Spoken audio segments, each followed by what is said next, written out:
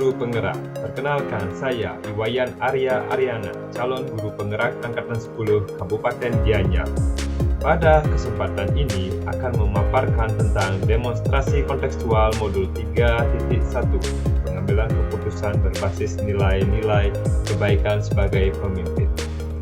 Adapun tujuan pembelajaran yaitu CGP dapat melakukan suatu analisis atas penerapan proses pengambilan keputusan berdasarkan pengetahuan yang telah dipelajarinya tentang berbagai paradigma, prinsip pengambilan dan pengujian keputusan di sekolah asal masing-masing dan di lingkungan sekolah atau lingkungan lain. Nah, dalam kesempatan ini saya akan mewawancarai dua kepala sekolah, yaitu Kepala Sekolah SD Negeri 4 Kukuan sebagai narasumber pertama, Bapak Imade Swarnita, dan narasumber kedua, Kepala Sekolah SD Negeri 2 Kukuan, Kadek Ardiawan Putra. Berikut adalah wawancara yang telah saya lakukan.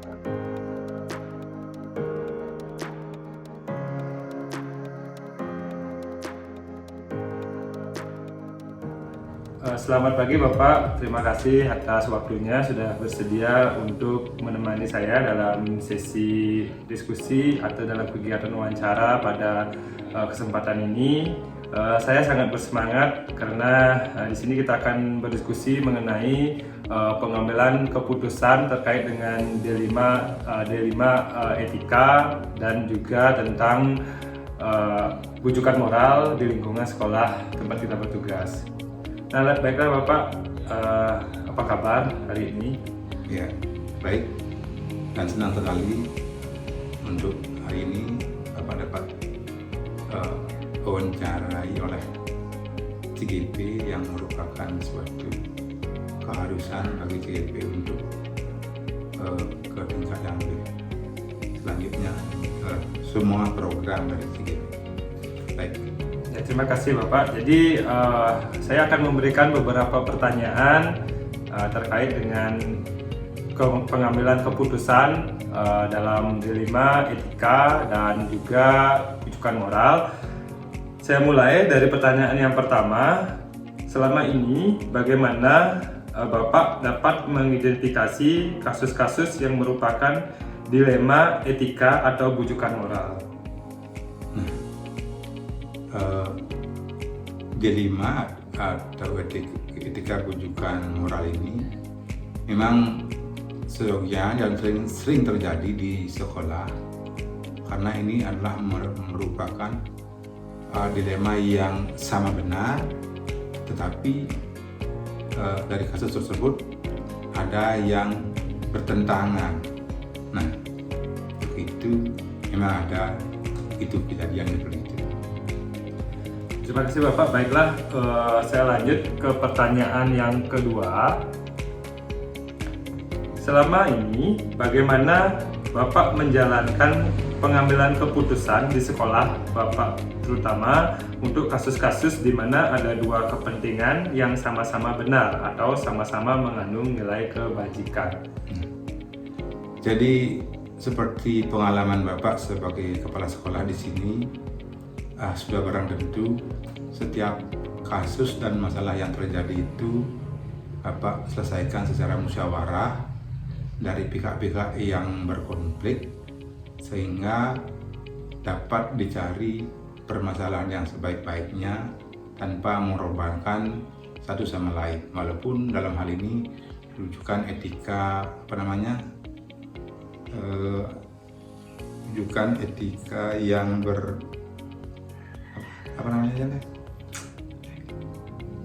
jadi pengambilan keputusan kami selalu melibatkan musyawarah yang dengan pertimbangan yang matang, dengan memanggil kedua belah pihak yang bersangkutan. Jadi ada pertimbangan yang matang dari pengambilan keputusan. Nah, untuk selanjutnya langkah-langkah atau prosedur seperti apa yang biasa Bapak lakukan selama ini? Langkah-langkah yang kami laksanakan yaitu percaya bahwa musyawarah yang kami laksanakan itu dan pertimbangan matang merupakan hal yang paling efektif dalam pengambilan keputusan, karena di sana sudah melibatkan semua yang berkonflik ya, bermasalah. Jadi ada musyawarah dan juga pertimbangan matang dari penekanan pada skala prioritas begitu ya Bapak ya. Jadi saya lanjut untuk pertanyaan berikutnya, hal-hal apa saja yang selama ini Bapak anggap efektif dalam pengambilan keputusan pada kasus-kasus dilema etika? Hal-hal yang efektif yaitu tadi, karena kita panggil semua yang bermasalah.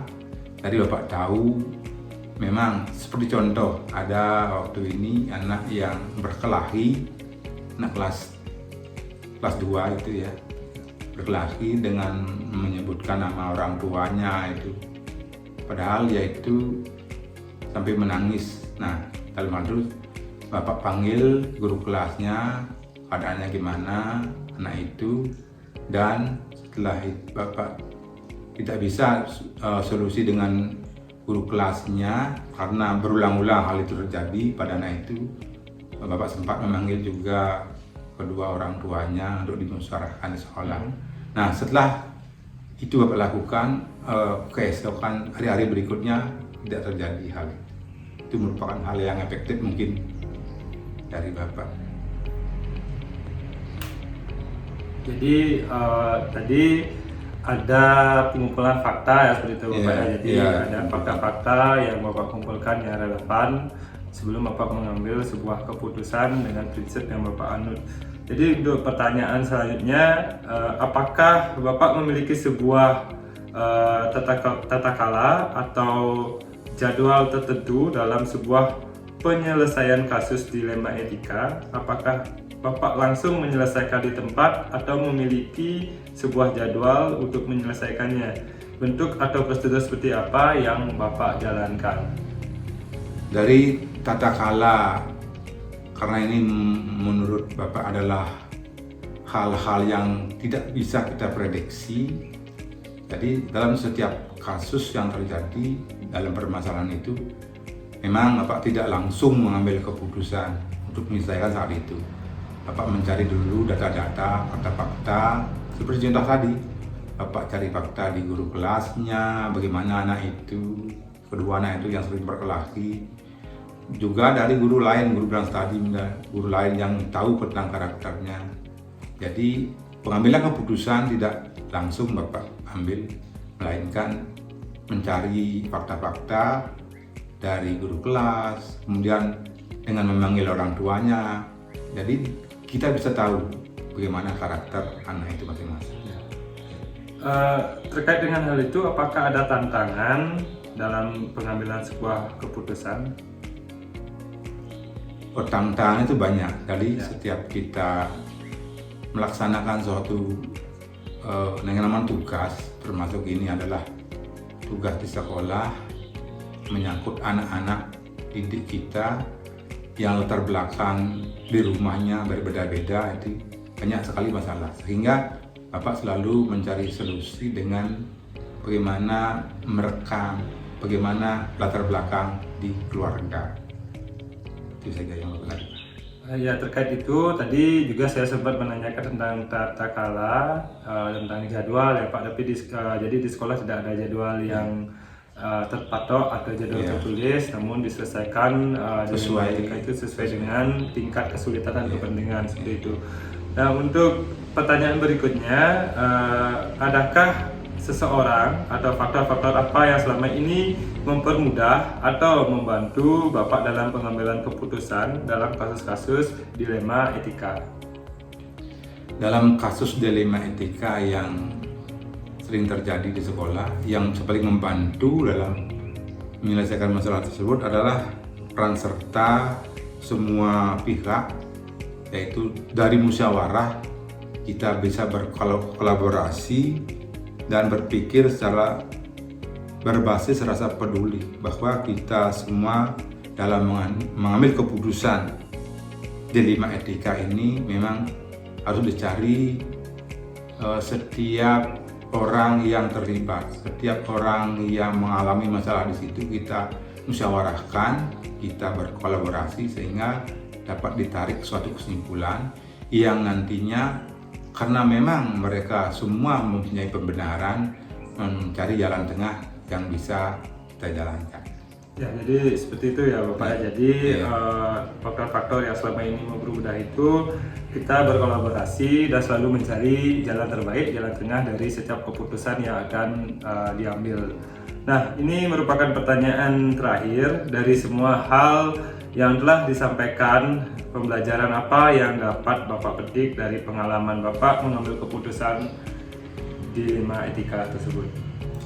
Jadi pelajaran yang Bapak dapat petik dari keputusan dilema etika bahwa segala sesuatu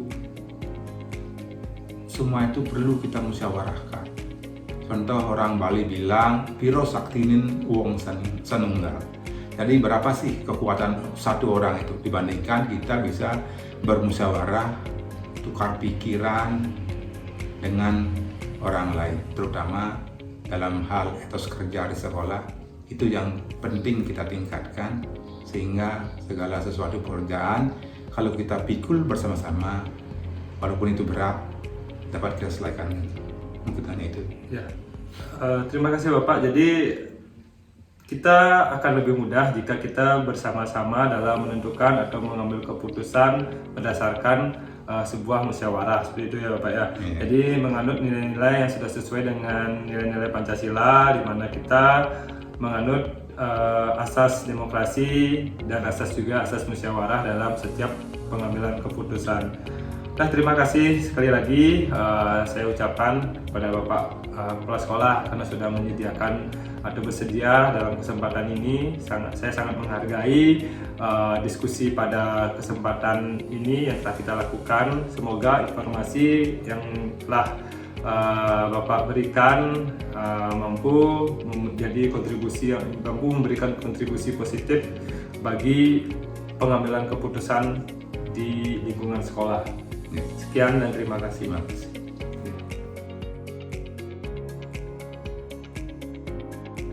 Selamat pagi Bapak, terima kasih atas kesempatannya. Pada kesempatan ini sudah bersedia untuk meluangkan waktu dalam diskusi atau wawancara yang akan saya lakukan terkait dengan kasus-kasus atau dilema etika dan bujukan moral yang terjadi di lingkungan sekolah tempat Bapak bertugas. Nah, sebelum memulai, apa kabar Bapak? Baik.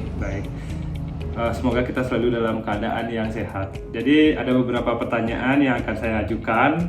Saya mulai dari yang pertama, yaitu selama ini bagaimana Anda atau Bapak dapat mengidentifikasi kasus-kasus yang merupakan dilema etika atau bujukan moral?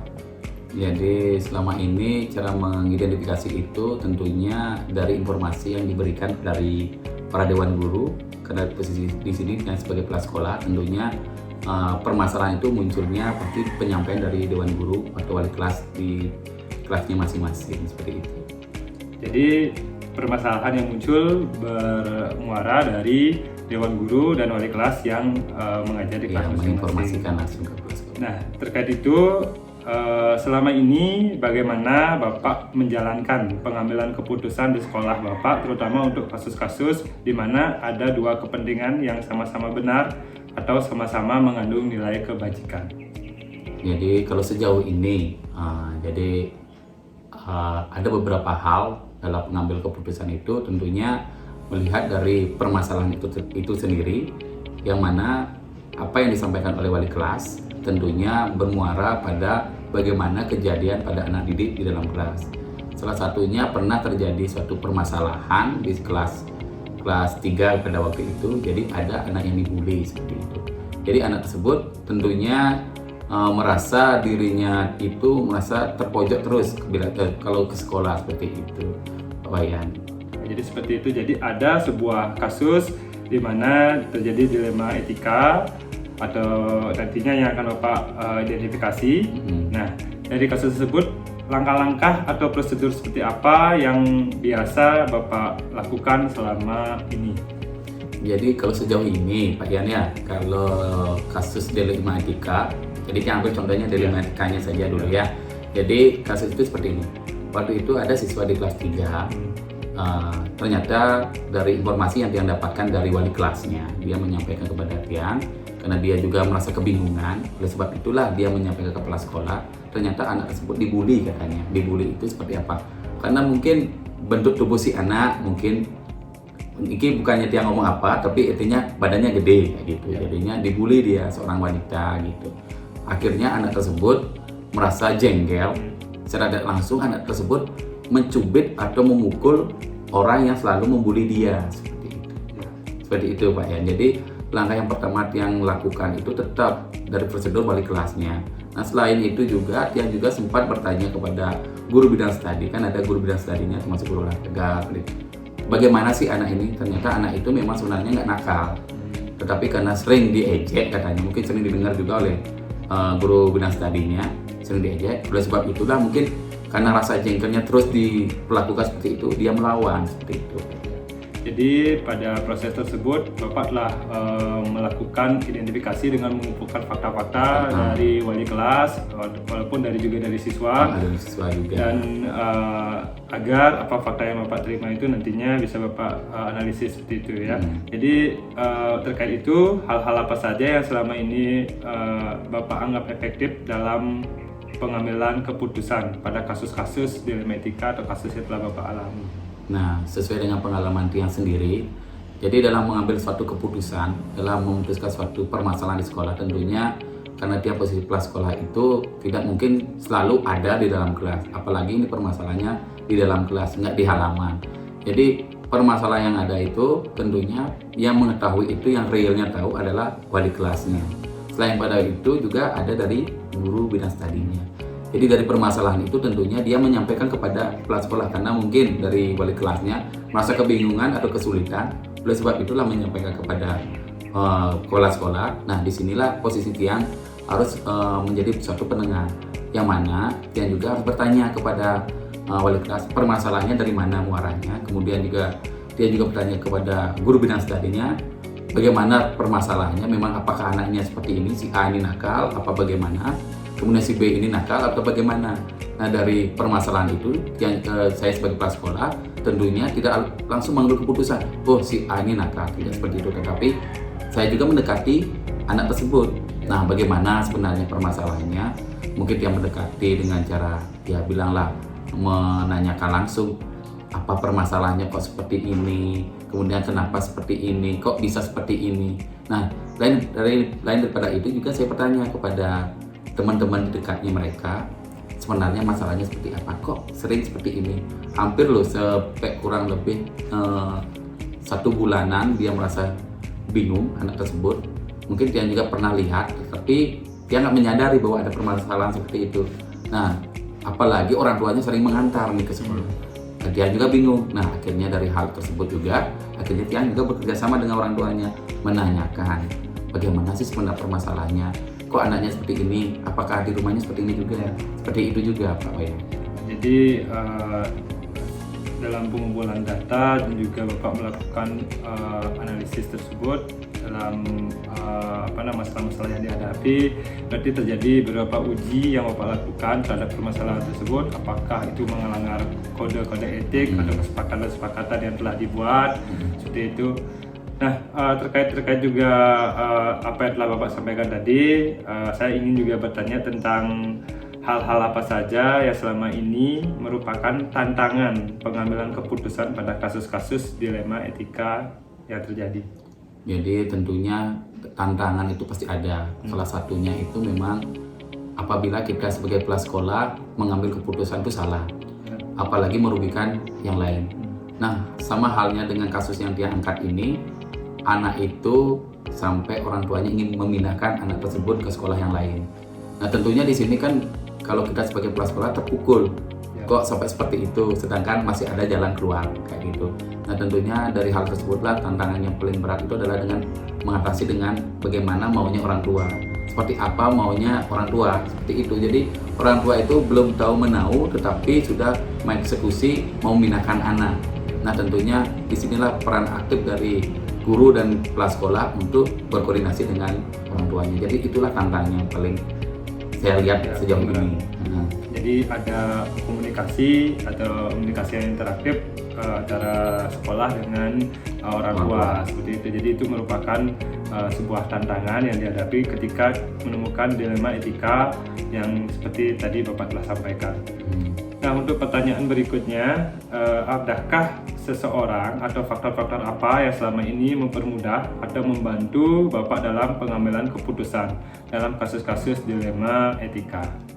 Kalau sejauh ini tentunya yang memang paling dominan yang harus membantu dalam mengambil keputusan itu tentunya dari wali kelas. Jadi wali kelas ini sebagai ujung tombak, karena kita di SD itu wali kelas lah yang lebih sering di dalam kelas, tentunya lebih tahu bagaimana anak didik itu di kelasnya, termasuk karakter anak tersebut. Nah, jadi di sini peran aktifnya harus memang dari wali kelas. Nah, kemudian dukungan yang lain itu adalah dari rekan-rekan guru, apalagi guru bidang studi. Dan yang paling gini juga adalah anak didik di lingkungan kelasnya mereka. Jadi mereka selain kita harus menanyakan ke wali kelas, ke guru, tentunya dari anak didik yang lain. Apakah anak ini memang nakal atau bagaimana, atau memang punya kelebihan. Jadi dari sinilah kita akan tahu. Nah, yang paling berperan sini dukungannya adalah dari orang tuanya. Orang tua itu yang paling dominan, karena mereka lebih tahu bagaimana anaknya baik di rumah maupun di lingkungan sekitarnya. Seperti itu.